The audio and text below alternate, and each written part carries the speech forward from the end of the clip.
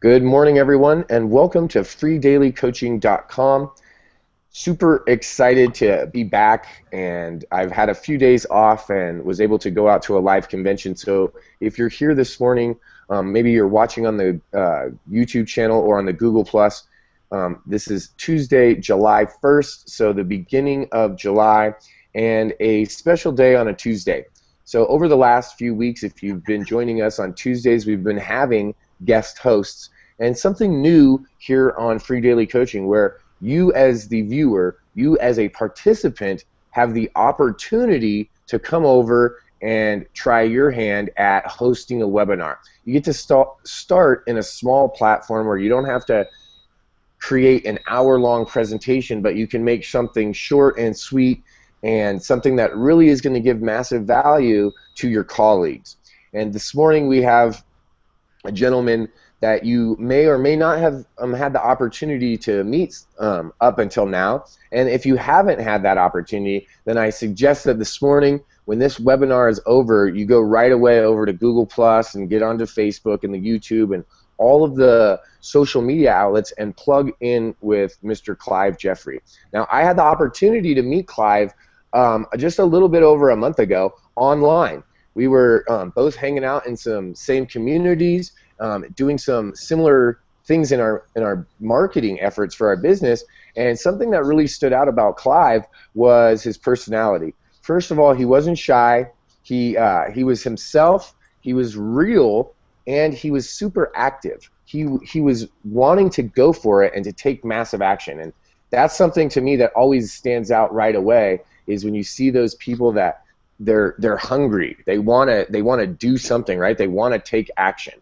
The other part that you just can't miss is if you haven't seen Clive online, he's got some amazing exotic birds, right? And they're really super colorful, they're really super fun, and so when you see that, you can't help but say, hey, what's going on over here? What is this guy, a pirate? Does he live in a bird sanctuary? What's going on with this guy? Just that one fact, guys, that fact alone and the pictures that you see makes Clive attractive. So I want you guys to go check out what exactly Clive is doing.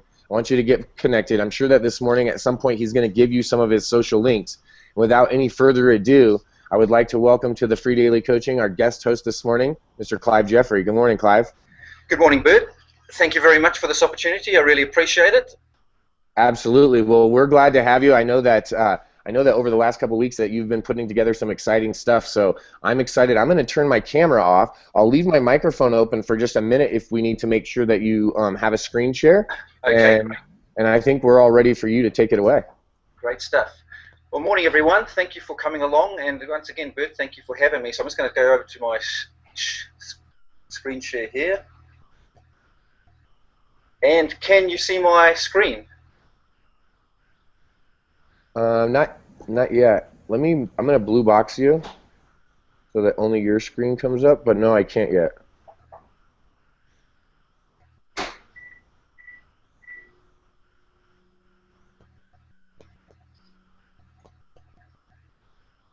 There we go. Great stuff. Right. Morning, everyone. Once again, yes, my name's Clive Jeffrey, and thank you very much, Bert, for having me on your morning show, and thank you for this opportunity. Just a brief background on myself. I started off my career in sales in the printing industry in the early 80s and ended up setting up my own company with my wife in 1990, which we grew to a seven-figure business, and basically did that till I sold it in May last year. Once I did that, I moved to Florida from New Zealand and was looking for new opportunities when I was shown an MLM company that really appealed to me, and I jumped in. The thing that I found with, I think most people experience, is that if they don't have a warm market, and particularly with coming to a new country, I didn't have a warm market, so I was looking for opportunities online to grow my business, and that's how I was fortunate enough to stumble across Bert and the MLSP community. And so that was about a month, 6 weeks ago, and I've been working hard to implement everything that I've been learning. And one of the things that's really appealed to me has been the use of YouTube marketing, and that's what I'm going to feature my training on today. So basically, let's get into it. Why video marketing? And there's two main purposes of video marketing, and the first one being branding. And this is where we want to use it to just get people to know us, and that's the big strength of video, where people can see your personality, your lifestyle, and it's a way to grow your followers and allow them to like and trust you. I mean, we've all heard the sayings that, you know, people join people, not businesses, and this is where the power of YouTube comes in, because people actually feel that they actually know you by watching you on video. So it's a very powerful mechanism. And video is becoming an essential part of online marketing, and it really sets you apart from the competition. You'll notice this if you're scrolling through your feeds, there's only a few people that are actually posting videos, so it really sets yourself apart from the crowd, and there's just no way around it. You just have to get yourself over the fear of being in front of the camera, and you can do it in private, and you can make multiple videos and takes before you're happy with something that you're going to put online. But it does get easier and easier, believe me. I was the same when I first started, and I've noticed that the videos are improving in quality with each one that I make, and it takes less takes to do them as well, which is always good. The second part, and it's probably, well, it is the main part of video marketing, and that is to provide value. And this is where we can impart the knowledge that we're learning to our followers. And the big part for me is that, we've all heard the saying too, that you've got to invest and learn and teach.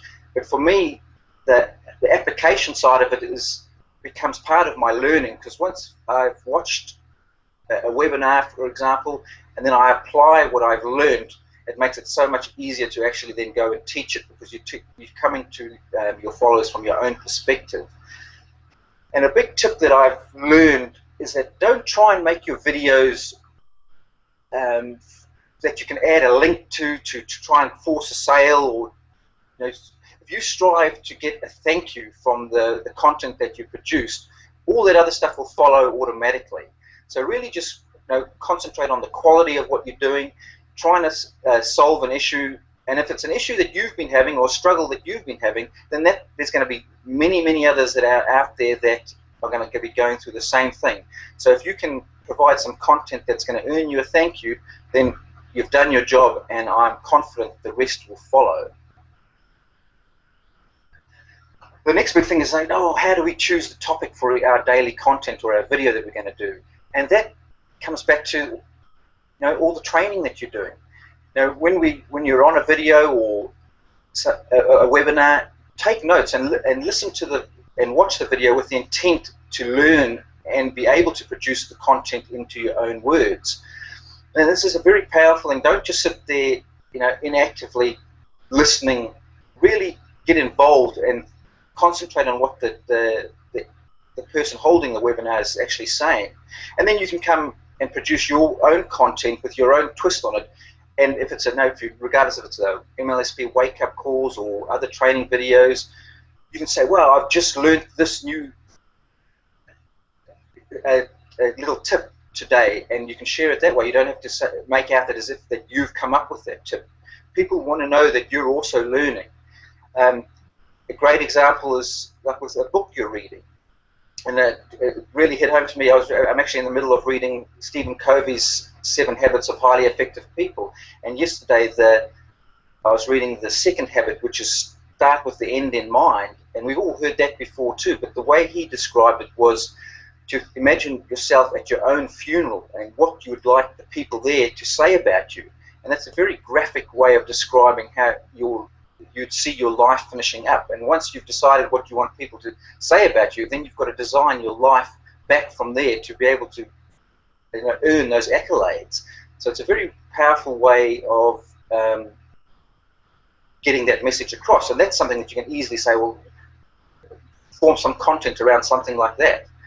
The other things are like leaders' blog posts. Again, the same way.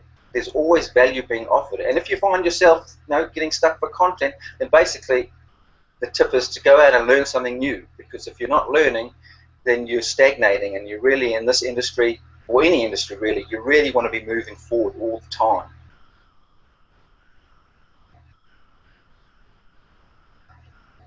Once we've actually gone ahead and produced our video, or decided what we're going to produce our content on, we want to make sure that it gets some engagement. And there's no point in having valuable content out there if nobody's going to see it. So the key point to helping this engagement is to find a key word that supports the topic of your video. So regardless if it's a script from a book that you've read or a webinar that you've watched, go in and use the Google keyword planning tool and find some keywords that will support your content, so that if someone is looking for the solution that you're offering, you're going to get found in the search engines. So it's really important that you give yourself a fighting chance to get found. And a good tip is to do, when you're working on the Google Keyword Planner, is to look for enough topics to plan your content for the week. So you don't have to do it every day. Just get out there, do your research, and find, say, 5 topics for the week, and then you can have those and produce one each day. And a good tip to think about when you're selecting keywords is to go for long-tail keywords, and by that it's 3 words or more. And you want the searches to be between 50 and 4,000 searches a month. You'll find that these search volumes will have less competition. A good way to test if the keyword that you've found or thinking about using has good competition around it or not. If you use speech marks like I've indicated there on the keyword, if you put the speech marks around your keyword and search for it in the YouTube search bar, it's going to tell you how many videos are competing for that exact keyword, and that can be very useful to decide whether you're going to, if there's thousands of videos around that keyword, then the chances of you ranking in it is not very good. So you want to look for keywords that have a good volume of traffic, but also low competition. And you're thinking, well, 50 searches a month, that's not very high. But if you think, if you're producing a video each day and you can get only 10% of those searches, and you have, over time, 50 or 100 videos, that's a good amount of free traffic that you're going to generate. So, don't worry about that being too small. Really, it's the competition that you want to worry about, and you'll get the traffic to follow. A big thing that you want to keep in mind is the audience that you're trying to attract. We all want leads, and especially when we're starting out, you just want leads of any sort. But it's important to think long term with your business, and what type of audience do you want to attract? If you're promoting an MLM model or an internet marketing model, for example, there's going to be a different audience, particularly if you want to be concentrating on building a team. If everyone in your team is starting out, they're going to be new just like you, so you don't want to be offering highly technical information and scare them off. You want something that's going to be delivered in manageable bite-sized chunks that you would have been able to digest and get some value from a few months ago when you first got started out. So don't be thinking that you've got to attract high caliber people with technical knowledge that you're teaching now. And by high caliber, I mean people more advanced than yourself. That's not the audience we're going after. We're going after people that are just starting out, that we can add value to and get them to join our team. So really think about what you want to be known for in your marketplace, and how you want to be seen, and then gear your trainings around that.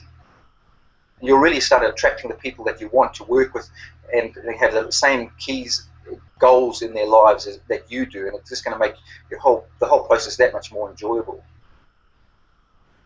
So just heading back again on serving that beginner audience, just reiterating what I just said before, you really want to make sure that you're attracting the right people. So design the content around the beginners in your field, and I can't stress that enough. And 99% of your desired market is going to fall in that beginner group. So concentrate on that, and as you grow, your audience will grow with you, and then you can start offering more technical information as you learn it, and then your audience will be ready for it. And the big tip is to keep your videos short and simple and easily to be digested by the beginners. So something that they can take away and implement that day, in their own business plan. So that's, you really want to concentrate on value. We always hear this, and I love this term that I heard. I think value is the new SEO, and that's what gets you rankings and followers. Is to the more value you can offer, the more people are going to be looking and searching for you. So now we've discussed all that. We want to get into the nitty-gritty and the three components of a video that you're going to produce. And the first one being is the introduction. And a good way to start with your introduction is introducing yourself, obviously, but then touch on the core of what your video is going to be about. And a good way to do that is to actually ask a question. So this will prepare your audience as to what you're actually going to be talking about, make it sure that it's congruent to the search term that and the keyword that you have optimized your video for. So when they search, they're going to find that and feel that you've actually answered the question that they've been looking for. That moves us on to the main part of the video, which is basically the content. And this is, again, where you provide the solution, the painkiller to the question that you posed in the initial introduction. So again, remember, you can't stress this enough, that you've got to be providing value. So don't just go for creating videos that you think are going to rank easily and just for opt-in purposes to get people onto your list. Actually strive to provide a solution. And again, go back to that point of producing content to get your thank yous. Because again, if you get those thank yous and people really value the content that you're producing, then you're going to get the opt-ins and followers as a default. And the last component, the third part, is your call to action. Now this, you want to be careful that you're not too spammy and have opt-in links and everything all over your video. The teachings from the experts is coming down that YouTube is getting very particular about that and not wanting it to be too spammy. So have your call to actions verbally at the end. Maybe inviting them to come and visit your blog post or something like that, and then you can have an outro where you actually have your contact details. So it's just a more subtle way of getting your message across and your call to action across without making it look that is the only reason you've produced the video in the first place. So it comes back to the point of offering the value and going for the thank you, and then the opt-ins will come as as just part of that process.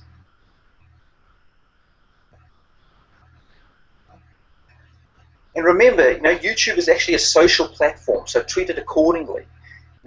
Think long-term about your channel. You want it to be around offering value to your followers, and because it's a social platform, just like YouTube, Twitter, you want to subscribe to other people's channels, watch their videos, comment on them, like them, and be consistent about doing it. If you want people to come and follow your channel and do the same on yours, then you've got to reciprocate.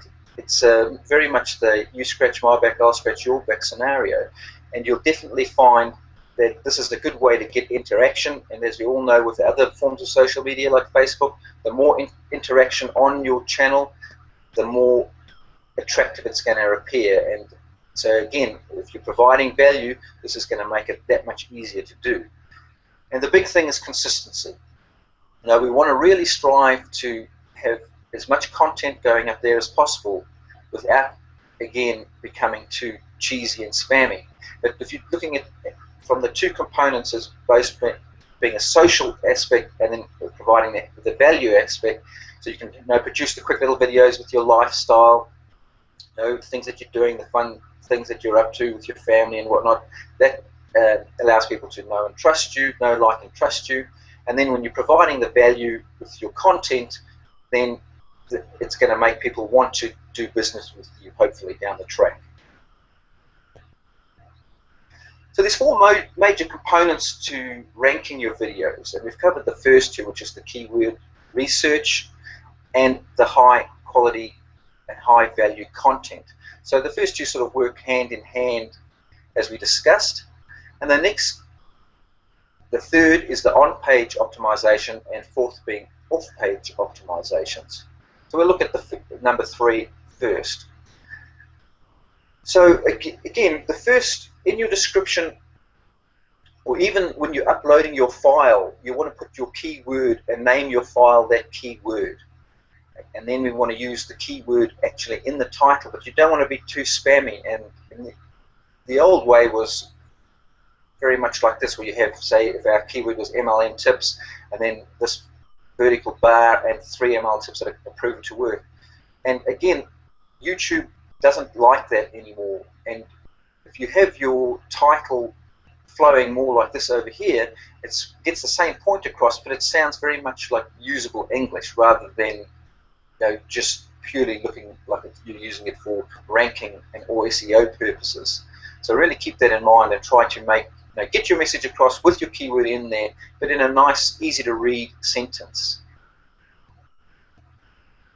The next part is, in our description, we can actually use up to 5,000 characters, and it's, if you really want your video to be around long term and you're serious about providing good quality content, you can write a good 500 to 600 word article that's really of high value, and you can optimize it with your keywords, but again, don't overstuff it. You can have titles through it that again have your keyword in it.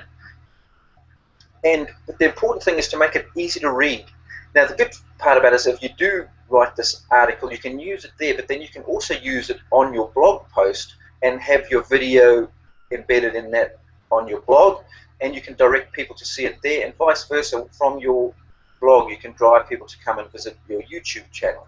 So, really take the time, if you want your videos to be around, and when Google goes back and YouTube, they go back and check your channel, they can see that you really are concentrating on providing value to your audience, and YouTube wants that. They want valuable information out there. They want congruent content. So when people search your keyword, they're going to come to your channel and find really helpful information to solve the problem that they are looking to solve. There's other ways you can help with your optimization and use timestamps, and you can actually work these into your article. So you mention things like at X time in the video I discussed this point, which is really relevant for this reason, and use it that way. It just makes it again that much easier to follow, and YouTube again likes that type of thing. You can also go through your transcription and just check it for clarity. It's quite funny, I've noticed, particularly with my accent, the strange reproduction of the transcription of the video. There's some really odd words. So go through and particularly make sure that your keywords are clearly there, so that, again, it's going to help with your generic ranking and help people find you in the search engine. The next tip is using tags. I would suggest also using your keyword as the first tag, and then combinations of that keyword. For example, if our keyword was use timestamps, for example, the first tag you'd have is use timestamps, and then you could have the second one, timestamps, and then you could have the words individually there as well. The other thing you can do is paste that keyword into your Google search, and once you've done that, scroll to the bottom, and then there'll be some other ideas that Google deems relevant to your search term that you could use as your keywords as well. Again, this is all just going to help your videos be found when people are searching for the solution to the problem that and to find the solution that you're offering. So, it's really worth taking the time to do this so that you can get your message out there. Now, the last little tip here is getting your video URL from the top of your video in YouTube, and then just pasting it at the bottom of your description. Now, the reason we do this is that there are a lot of robots out there that people use to scrape content for their own videos, and they get pasted automatically. And if you have your video description URL in the description, that video is always going to come back to you. So no matter where that content's placed, it's, you're going to have a link back to yourself, which is a useful little tip. Then the next thing we come up to is the off-page optimization. Now, a key point to remember is that if the better we do our keyword research, the less we need to rely on the use of backlinks. So if you really concentrate on using that keyword planner tool and make sure that the keyword has good search volume and not that much competition, you're going to need less backlinks to get your rankings in the search engine. So it's worth spending a bit of time to do that. And once you've produced the video, a good way to get some good quality backlinks is to use the share function that YouTube offers below your videos. There's multiple there, the likes of Facebook, Twitter, and LinkedIn, and by sharing the video, it's going to produce a very powerful backlink to your channel. So it's really worth taking the time to share on the channels that you already have and the social media platform you already have, and it's well worth considering creating all of them, that like Blogger and a few others that are on supported by YouTube, because they're obviously there for a reason. They want you to do that, so it's going to help again with your backlinking, and it's free. It just takes a few. Once you've got the channel set up, it's a few seconds to hit the share button. Well worth doing. The other thing to do is then actually share your video on forums and groups on Facebook and the likes of Better Network, because you're offering great value and it's relevant to the forums and groups that you want to share on. It's not going to be deemed as spammy, because you're really putting them out there to share the value.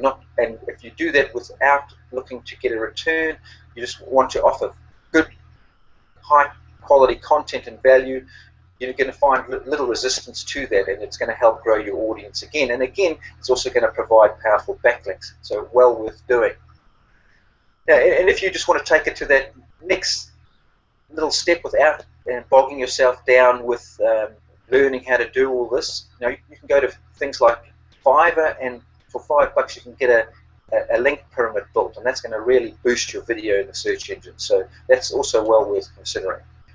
There are other free tools like Ping Farm, which basically just notifies the search engines when you've published a video. If you just get the URL, paste it in Ping Farm, and click ping it, it's going to go through and let all the search engines know that this video is basically live, and the search robots will start going through it and start getting you activated and start ranking into the search engine, and going to help people find you, when they search that term.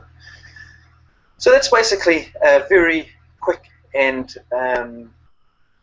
quick overview of getting yourself set up on YouTube.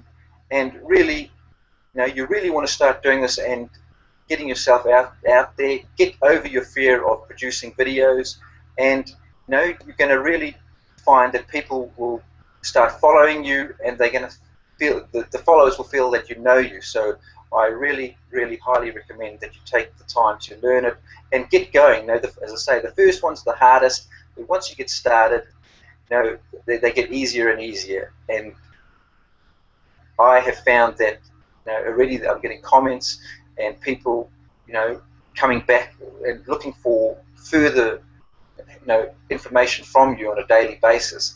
So it all comes back to consistency and offering value. So I hope you guys have found that helpful, and that's basically all the information I have today. I hope you enjoyed it.